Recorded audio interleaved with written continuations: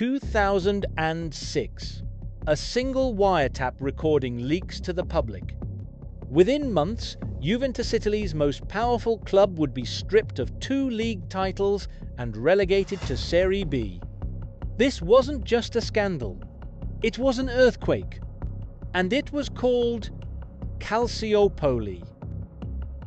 To understand how far Juventus fell, you need to understand how powerful they were. From the mid-90s to the early 2000s, Juve were untouchable. They had the trophies, the money, the influence. They weren't just winning, they were defining Italian football. But their power didn't stop on the pitch. Behind the scenes, they had a man who was more powerful than most managers or players combined. His name, Luciano Moggi. Luciano Moggi wasn't just Juventus's sporting director. He was the godfather of Italian football operations. He had a network, referees, agents, journalists, even rival clubs. And he pulled the strings behind the scenes for years. But in 2004, the wall started closing in. And it all started with a wiretap.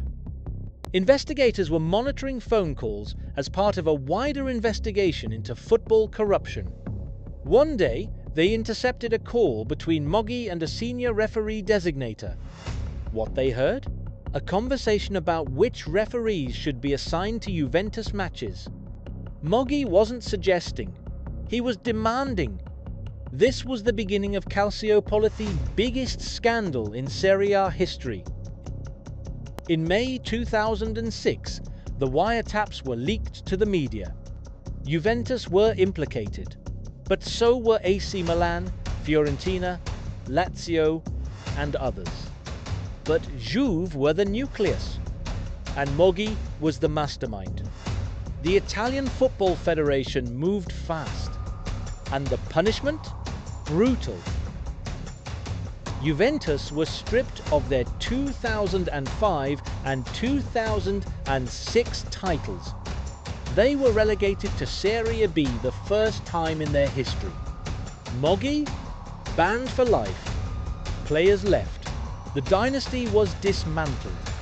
It was a public execution of a football empire, and the league would never be the same again. Here's the twist. Some argue that Juventus were made the scapegoat. Yes, they were guilty, but so were others.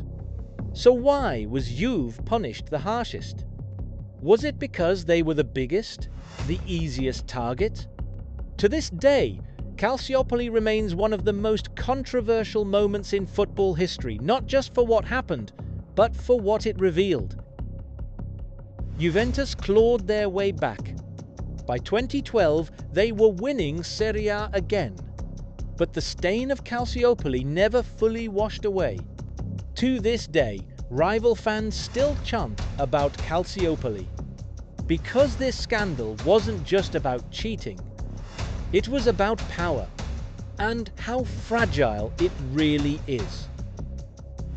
Juventus went from kings of Italy to disgraced exiles, all because of one wiretap. Was it justice or political theatre? Let us know what you think in the comments. This is the Football Code, where football meets power, culture, and scandal. Subscribe, decode the game, and we'll see you next week.